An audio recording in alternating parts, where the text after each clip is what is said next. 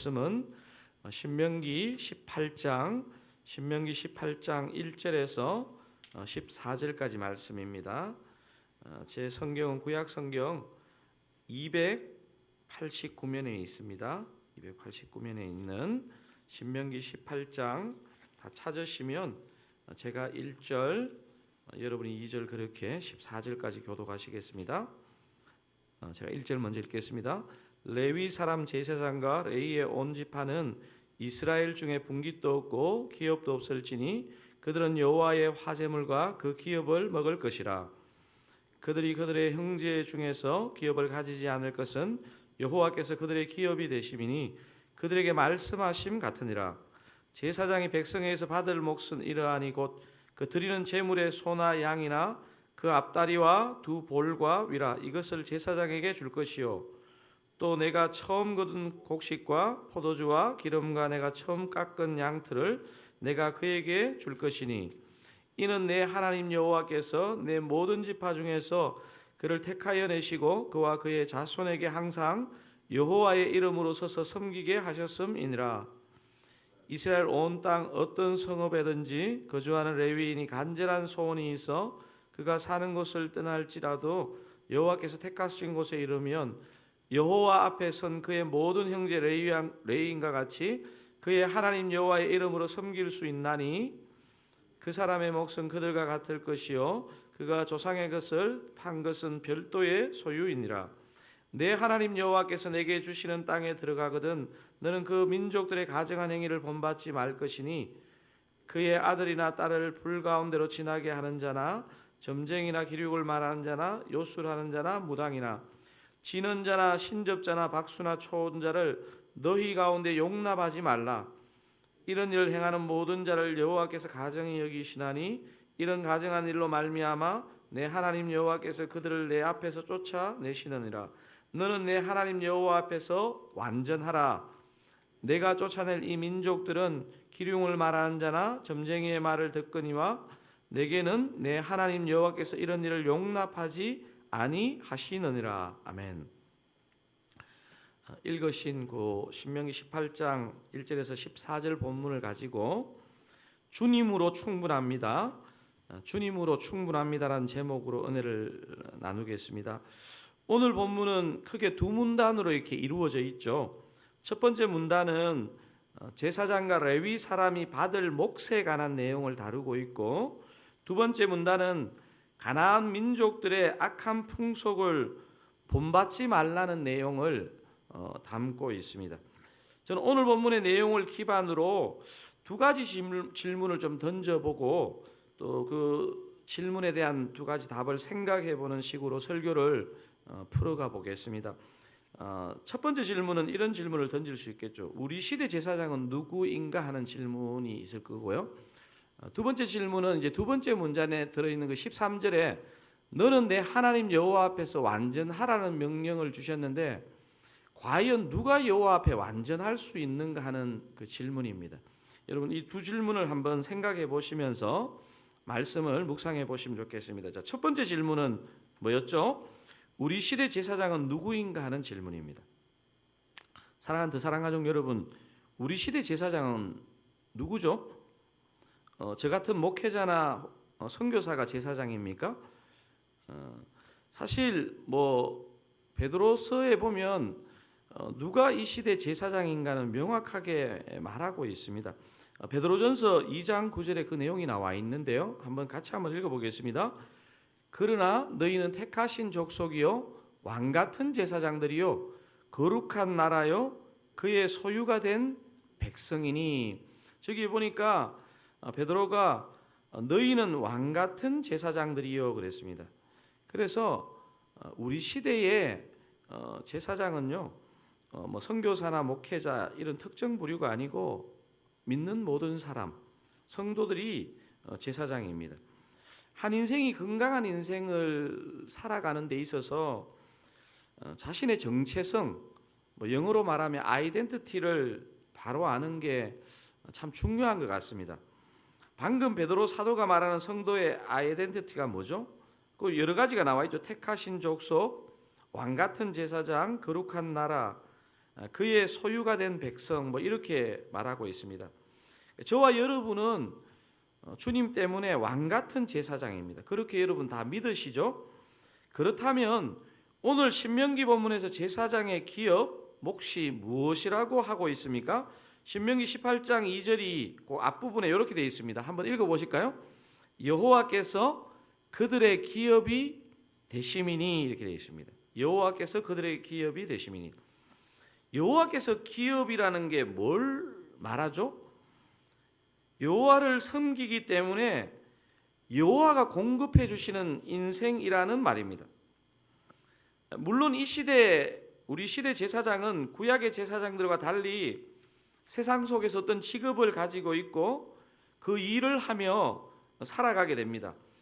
하지만 세상 사람과 다른 점은요, 일하는 그 일의 차이가 있는 것이 아니고 그 일을 주님이 시켰다는 것이고, 그래서 주님이 공급하신다는, 그래서 주님이 공급하시는 것을 먹고 산다는 그런 영적인 차이가 있는 것입니다.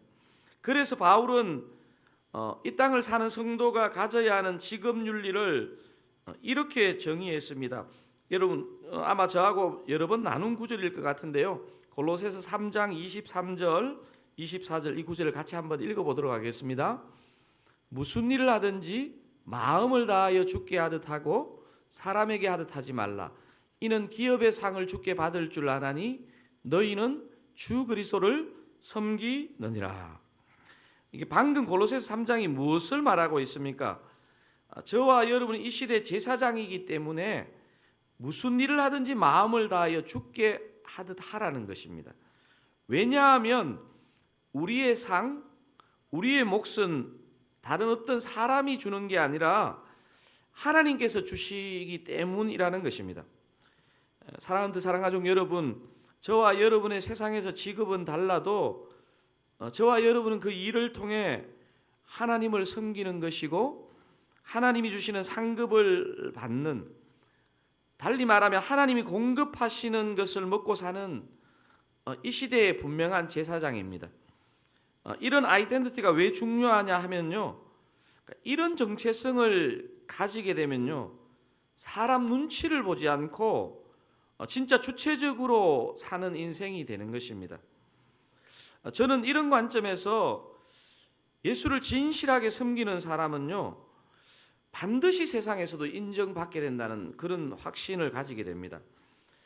여러분, 세상 사람들도요, 진심으로 자기 일처럼 하는 사람을 분명히 인정하게 되어 있거든요. 작은 사업장으로 사업장이라도 운영하시는 분들은요, 이구동성으로 이런 말을 하게 될 겁니다. 자기 일처럼 하는 사람을 정말 구하기 힘들다. 내 일처럼 생각하고 하는 사람은 구하기 힘들다. 그렇지 않습니까? 사람 구하기 힘든 세상에서 사람 눈치 안 보고 주님께서 상 주실 것을 의식하고 주님을 섬기듯 한다. 얼마나 인정을 받겠습니까? 이 시대 제사장인 사랑하는 사랑가족 여러분, 여러분께서 주님께서 상 주실 것을 믿고 모든 일을 주께 하시듯 하시는 그 여러분, 또 제가 되기를 주님의 이름으로 축원드립니다. 두 번째 질문이 뭐였습니까? 13절과 관련된 질문이었습니다. 여러분 두 번째 질문 같이 한번 읽어볼까요? 13절, 너는 내 하나님 여호와 앞에서 완전하라는 명령을 주셨는데 과연 누가 여호와 앞에 완전할 수 있는가 하는 질문입니다. 충분히 이런 질문을 할 수 있죠. 두 번째 질문에 관한 답을 먼저 하기 전에 본문에서 말하는 이 완전함에 관한 오해를 좀 잘 해석할 필요가 있습니다. 여기서 완전함은요, 영어로 말하면 펄픽이 아니고 mature, 그러니까 완벽함이 아니라 성숙함을 말한다는 것을 기억할 필요가 있습니다. 우리를 죄로 넘어지게 하는 사단의 전략이 무엇입니까? 우리가 작은 죄라도 지으면요, 반드시 이렇게 송사합니다. 너 죄 지었지? 봐, 너는 완전하지 않아. 어차피 너는 완전하지 않고 그래서 구원받지 못해. 너무 고민하지 말고 어차피 완전하지 못한데 죄와 타협하게 살아갈 수밖에 없잖아. 이런 송사와 유혹이요, 이게 우리의 심령에 이렇게 딱 장악을 하면요, 나도 모르게 약해집니다. 한마디로 완벽하지 못할 바에야 그냥 적당하게 살아라, 이렇게 사단은 송사해 옵니다. 하지만 우리를 향한 하나님의 약속과 기대는 전혀 다른 것이죠. 하나님의 약속은요, 빌립보서 1장 6절이고 우리를 향한 그 하나님의 기대는 에베소서 4장 13절입니다. 여러분, 우리를 향한 하나님의 약속인 빌립보서 1장 6절을 한번 볼까요? 한번 읽어보겠습니다. 너희 안에서 착한 일을 시작하신 이가 그리스도 예수의 날까지 이루실 줄을 우리는 확신하노라. 우리 안에서 구원의 착한 일을 시작하신 그분이 이 구원의 완성을 이루신다는 말을 하고 있는 거죠. 여러분, 사실 빌립보서 1장 6절 이 구절은 이 짧은 구절이지만요, 칼빈이 성경에서 가장 중요하게 봤던 5가지 교리 중에 하나인 성도의 견인이라는 교리를 뒷받침하는 구절입니다. 사랑하는 사랑가족 여러분, 구원의 완성은 우리의 일이 아니고요, 하나님의 일이라는 것을 우리가 아실 필요가 있습니다. 그렇다면 우리는 그냥 가만히 있으면 됩니까? 아니죠. 우리를 향한 하나님의 기대를 우리가 분명히 확인해 보시면 절대로 우리가 가만히 있지 못하죠. 이런 약속을 주신 하나님이 우리를 향해서 가지는 기대가 뭐냐면요, 에베소서 4장 13절입니다. 이것도 중요한 구절인데도 한번 읽어보겠습니다. 우리를 향한 하나님의 기대, 에베소서 4장 13절 시작. 우리가 다 하나님의 아들을 믿는 것과 아는 일에 하나가 되어 온전한 사람을 이루어 그리스도의 장성한 분량이 충만한 데까지 이르리니. 여러분, 여기 온전한 사람, 요 단어와 오늘 지금 우리가 살펴보고 있는 신명기 18장 13절의 이 부분이 분명히 신구약이 연결되는 구절입니다. 옥하는 목사님이 이제 제자 훈련을 하게 되면서요, 당신이 이렇게 성경을 이렇게 연구해 보니까 복음서에는 제자라는 단어가 너무 자주 나오는데 예수님의 진짜 영적인 제자 중에 하나인 바울의 그 바울서 신서로 넘어가면 제자라는 단어가 나오지 않는다는 것이 되게 의외였고, 이게 도대체 어떤 일인가 하고 옥하는 목사님이 왜 바울서실에는 제자라는 단어가 나오지 않나 이렇게 연구하면서 그 제자라는 단어를 대치하는 단어가 있다는 것을 옥하는 목사님 발견을 했는데요. 바로 그 바울이 제자라는 단어 대신에 이 온전한이라는 단어를 사용했다는 거예요. 온전한 사람이라는 것은요, 예수님의 제자를 말하는 겁니다. 사랑하는 사랑가족 여러분, 제자는요, 제자 훈련 받았거나 제자 훈련 받을 사람만이 제자가 아닙니다. 예수님의 은혜로 거듭난 사람은요, 반드시 예수님을 닮아가게 되어 있고 닮아가야 되는 예수님의 제자라는 사실입니다. 여러분, 사실 오늘 우리 새벽에 예배를 드리지만요, 어제 하루를 돌아보면 완벽하게 살다가 여기 오신 분이 누가 있겠습니까? 온전한 이 단어에 진짜 합당한 하루 24시간을 사는 게 쉽지 않습니다. 어제 비록 넘어지고 여전히 우리에게 허물과 연약함이 있지만 우리는 오늘 다시 주님을 닮아가고 온전해지려는 몸부림을 그렇게 치는 우리 모두가 우리 주님의 제자인 것입니다.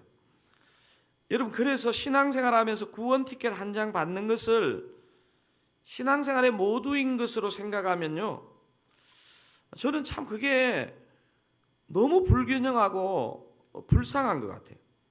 사랑하는 사랑가족 여러분, 저와 여러분에겐요, 분명한 꿈과 목표가 생긴 인생입니다.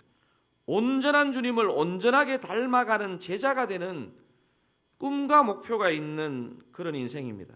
여러분, 오늘 하루도 앞으로의 우리의 남은 삶도 온전함의 꿈, 우리 주님의 제자의 꿈을 꾸시며 그 꿈을 향해 좌절하지 않고 한 걸음 한 걸음 걸어가시는 저와 여러분 되시기를 주님의 이름으로 축원드립니다.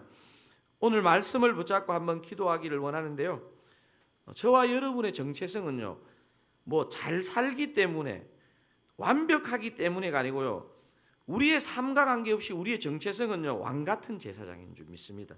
그리고 온전한 주님을 닮아 온전함의 꿈을 꾸는 제자인 것을 알면서 진짜 이 은혜를 누리고 온전해질 수 있는 인생 될 수 있도록 우리 한번 오늘 이 말씀을 기억하고 붙잡고 한번 합심하여 기도하기를 원합니다. 주님, 그렇습니다. 저와 우리 성도님들, 주님을 믿는 모든 인생은 왕같은 제사장인 것을 믿습니다. 온전한 주님을 닮아 온전함의 꿈을 꾸는 주님의 제자인 것을 알게 하옵소서. 주님, 왕같은 제사장임을 알게 하시고 온전한 주님을 닮아 온전한 꿈을 꾸는 온전한 제자인 것을 알며 그 은혜를 누리게 하옵소서. 특별히 우리의 죄와 허물로, 연약함으로 넘어지고 약해질 때마다 우리의 연약함과 관계없이 우리를 주님께서 왕같은 제사장으로 부르셨고 온전한 주님을 닮아가는 온전한 제자로 부르셨다는 것을 기억하고, 하나님 아버지, 우리의 현재가 부족하기 때문에 포기하는 인생이 아니고 온전한 꿈을 꾸면서 그 목표를 향해, 꿈을 향해 달려가는 인생 되게 하옵소서. 그 사랑교회가 그런 거듭난 사람, 거듭나서 주님을 닮아가는 사람, 온전함의 꿈을 꾸는 사람으로 가득한 교회가 되게 하옵소서. 그런 은혜를 허락하옵소서. 우리 세 가지 기도 제목 가지고 중보하신 후에 또 개인 기도 제목 가지고 충분히 기도하시고 오늘 또 하루 승리하시고 주일을 잘 준비하시면 좋겠습니다.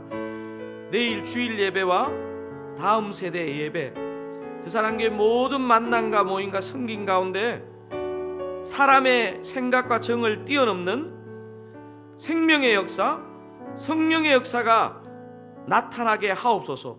예배와 모임과 만남을 위해서 기도하고요, 두 번째, 내일 새가족부 바나바 세미나가 있는데요, 이 세미나를 통해서 드사랑교회를 찾아오는 새가족들이 행복하게 정착하는 것을 돕는 좋은 준비와 나눔의 시간 되게 하옵소서. 바나바 세미나를 위해서 두 번째 기도해 주시고요, 마지막 세 번째, 환우와 공경에 처한 성도들에게 이때 필요한 위로, 치유, 회복, 은혜를 허락하옵소서.